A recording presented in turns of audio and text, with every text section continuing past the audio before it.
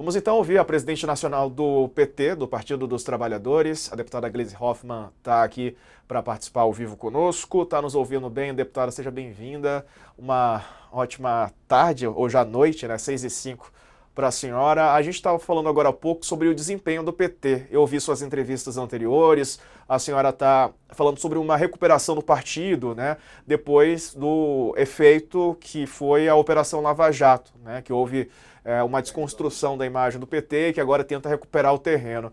Quais são os principais desafios que a senhora acredita? Agora há pouco a gente estava falando sobre essa questão de comunicação e de chegar às pessoas, Sim. né? Conversar com as pessoas, ouvir as pessoas e tentar conversar com elas, né?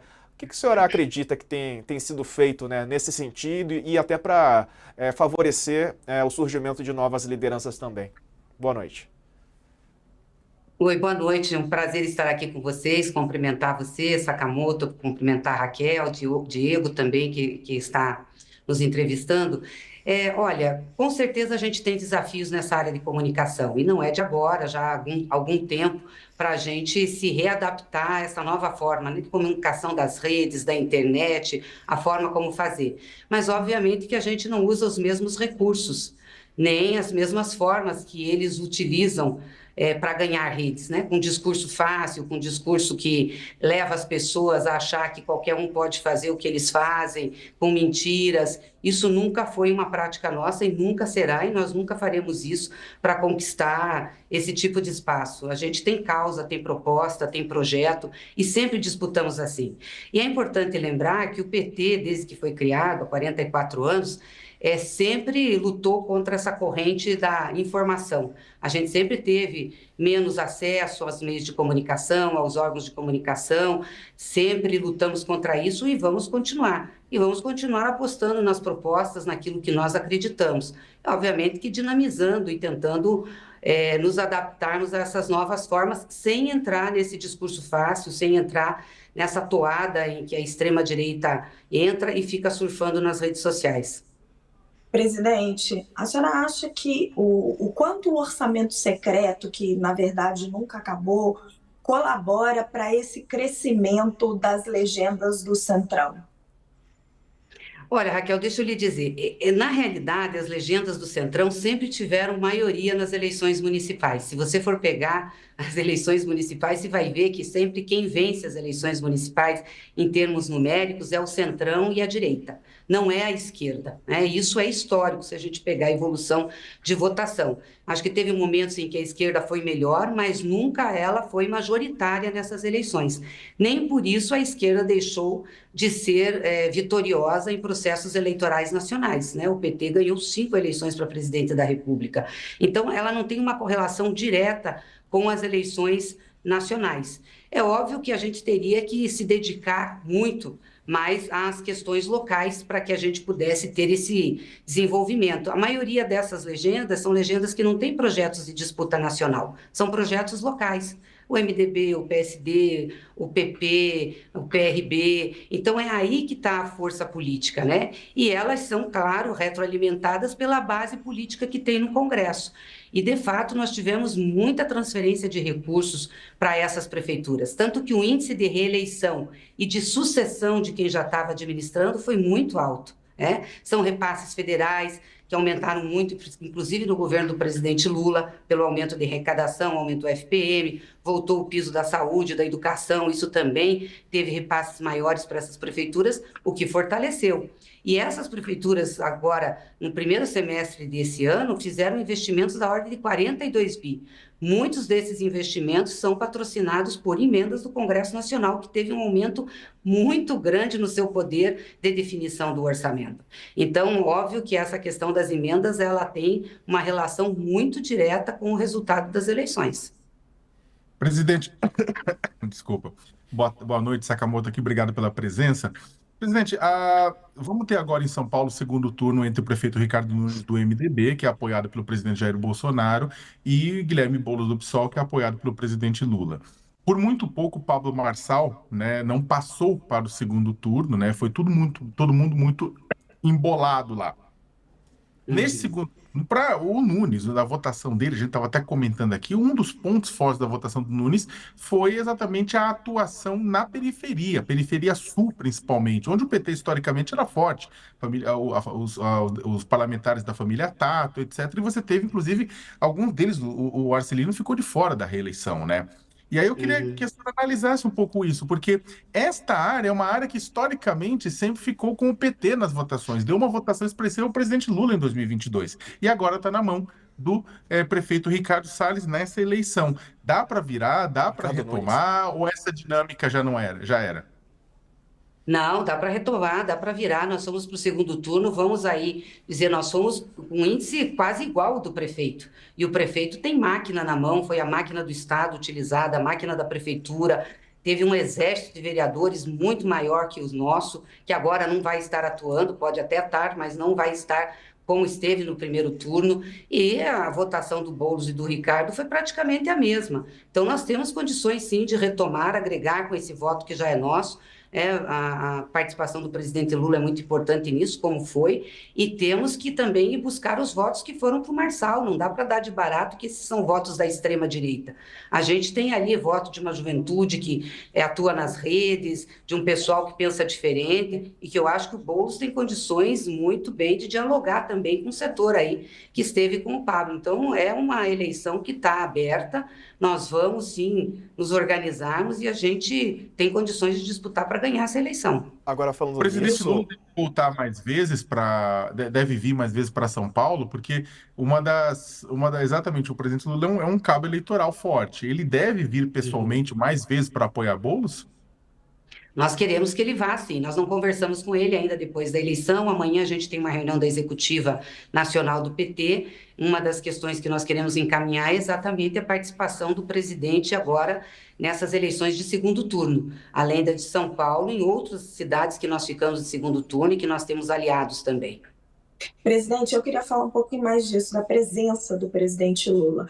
Porque quando a presidente Dilma estava no governo, o PT fez muito mais prefeituras. O presidente Lula fez falta nesse primeiro turno de estar mais presente nas cidades, fazendo campanha, porque se esperava que o PT tivesse um desempenho melhor do que teve.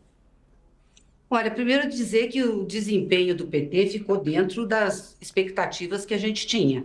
Nós nunca tivemos grandes expectativas para esse processo eleitoral de 24. O que que nós queríamos? Melhorar o resultado de 2020. E nós conseguimos isso. Crescemos o número de prefeituras, crescemos o número de vereadores, estamos indo para a disputa no segundo turno em 4 capitais, mais 8 cidades 9 cidades que são importantes de segundo turno. Então, eu acho que aquilo que nós tínhamos de expectativa, que inclusive é da recuperação da imagem do PT, a gente está cumpriu. Vamos lembrar aqui que o ápice do nosso número de prefeituras foi em 2012, que nós elegemos 630 prefeitos, né? Depois, em 2016, caímos para 252, quando começou o nosso calvário ali com o impeachment da Dilma, a Lava Jato, a desconstrução do PT, que foi muito difícil. 2020 a gente fez 183, agora a gente fez 248, ainda estamos disputando em segundo turno. Então, a gente teve uma melhora nisso. Claro que nós gostaríamos de ter tido o presidente muito mais tempo, mas ele é presidente da República, ele tem o país para tocar, pegou essa questão das queimadas, das enchentes, os problemas todos, tinha também as agendas internacionais, então nós procuramos compreender isso. Se ele não tivesse na presidência da República, com certeza ele estaria presente muito mais tempo nas campanhas eleitorais. presidente, a senhora e o Partido dos Trabalhadores, os dois pensam, né, os líderes do partido pensam em composições? Por exemplo, o Boulos em São Paulo, houve uma composição, né, com um candidato que é do PSOL e parece competitivo, mas, e aí sim, desmerecer o candidato que representou o PT nas últimas eleições municipais, mas o Boulos aparece com um percentual de votos maior, né? Em outras cidades não exatamente foi assim. Por exemplo, em Belo Horizonte, não houve uma composição com outros partidos de esquerda que tiveram candidatos. Foi feita uma aposta no Rogério Corrêa, que é um parlamentar atuante, mas ele não tinha, né, não teve uma projeção tão grande. O senhor acredita que, às vezes, talvez falte um diálogo entre os partidos que compõem ali essa frente mais progressista, digamos assim, para ter uma candidatura mais competitiva? Eu sei que, é claro, os partidos querem ter o candidato e é legítimo que exista essa luta, mas pensando assim no macro, não é importante compor também às vezes? Mas olha, essa foi uma das eleições municipais que nós mais fizemos composições. O PT, nas capitais, das 26 que tinha eleição, nós só lançamos candidaturas em 13. As outras 13 nós apoiamos aliados, né? Nós somos com o Eduardo Paes no Rio de Janeiro, com o João Campos no Recife, enfim, em vários outros municípios, a gente apoiou candidaturas de outros partidos. Em Belo Horizonte, o que nós tivemos lá no início do processo eleitoral era um quadro muito aberto. Em que não tinha assim uma preferência de voto a não ser alguém da direita. E, de fato, a gente não conseguiu ali fazer uma articulação mais forte de composição. Mas agora, passado aí o primeiro turno, o Fuad, que é o prefeito, foi para o segundo turno e o PT vai estar junto com ele nessa disputa. Então, ajudando esse campo aí que a gente chama de campo democrático, campo progressista da política brasileira. Presidente, só para tem um ponto aqui que a senhora bem, a sua base da senhora eleitoral é o Paraná. E aí eu queria, na verdade, pedir para a senhora analisar dois pontos sobre a eleição do Paraná. Primeiro, o candidato Ney Leprevot, que tinha Rosângela Moro, né, e o apoio do senador Sérgio Moro, ficou em quarto lugar. O senador Sérgio Moro quer ser governador, né, do Paraná, né? Eu queria que a senhora analisasse o que significa esse quarto lugar, né, numa chapa apoiada pelos Moro, e como é que a senhora analisa também o fato da Cristina Grêmio ter chegado e ido para o segundo turno, né, com um discurso apoiado pelo bolsonarismo raiz. É um quadro bem diferente em Curitiba, né, do que a gente estava acompanhando. Não, primeiro eu acho que o Moro foi o derrotado na eleição de Curitiba.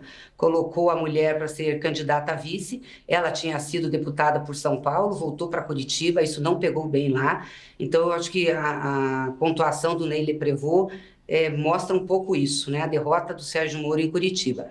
Segundo, é muito interessante porque o Eduardo Pimentel, que é o candidato à sucessão do Rafael Greca, apoiado pelo Ratinho, tem como vice o Paulo Martins, que é do PL e que foi o candidato a Senado apoiado pelo Bolsonaro.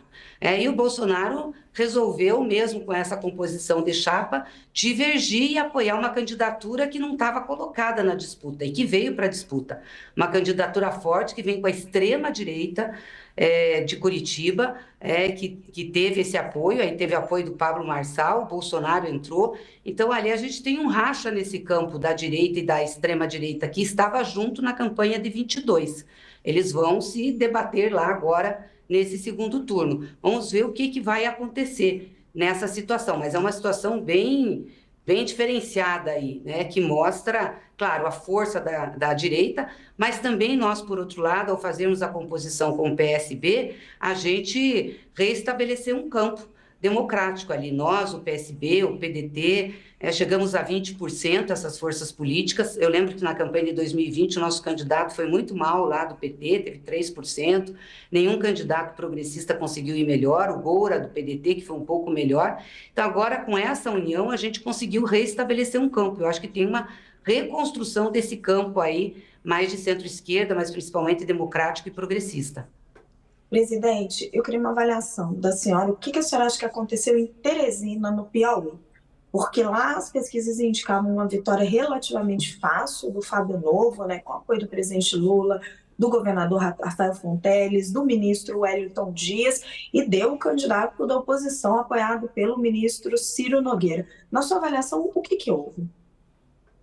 Olha, não, primeiro as pesquisas lá davam mais apertadas um pouco, Raquel. O Fábio saiu de muito baixo, foi subindo, foi crescendo, foi dinamizando a campanha. Realmente a gente tinha uma expectativa, a expectativa era que tivesse segundo turno, mas como os outros candidatos não cresceram, acabou sendo uma eleição resolvida no primeiro turno. A gente sempre teve muita dificuldade com Teresina, não sei se você sabe, mas nós nunca ganhamos uma eleição em Teresina. Nós já ganhamos 4 no Piauí, com o Wellington e agora com o novo governador, mas nunca ganhamos em Teresina. Lá sempre a gente teve mais dificuldades. E eu acho que se mostrou isso, a resiliência, a resistência lá da força mais conservadora. Mas O Fábio fez uma excelente votação e eu acho que também a gente começa a mudar um pouco essa realidade de votos em Teresina. Tá certo. Gleisi Hoffmann, presidente nacional do PT, obrigado pela entrevista, presidente. Bom trabalho para a senhora. Deixa eu te perguntar, e agora, encerrando 2024, quais são os planos? Vira ministra a senhora mesmo, como estão comentando por aí? Não, agora nós temos a sucessão do PT, né? A gente vai ter o PED, que é o nosso processo de eleição direta do partido, possivelmente em junho, entre maio e junho, e a gente começa agora as articulações internas para fazer a sucessão da direção do partido. E eu vou me dedicar a isso. Tá E a senhora é certo. candidata a continuar no cargo de presidente do partido? Não sou não. Eu já tenho, vou fazer 8 anos de presidência do PT e o nosso estatuto é claro, só pode 8 anos, então já está na hora de deixar e a gente renovar o comando do partido. Tem conversa para o ministério ou é cedo? Não tem conversa não. Eu tive um compromisso com o presidente Lula de ficar até o fim da gestão do PT, e aí não justifica também menos de 1 ano e pouco de término de governo e para o governo. Acho que tem que trabalhar bem o PT, fortalecer, a gente organizar e eu volto para a Câmara dos Deputados, sou deputada lá para a base do nosso governo. Tá ótimo. Eu já ia perguntar qual era o seu futuro político, então, presidente. Mas a senhora está pensando, então, em voltar para a Câmara dos Deputados e atuar lá em Brasília? Atuar em Brasília, claro. Cumprir o meu mandato aqui. Tá ótimo. Obrigado, presidente, pela entrevista. Boa noite, viu?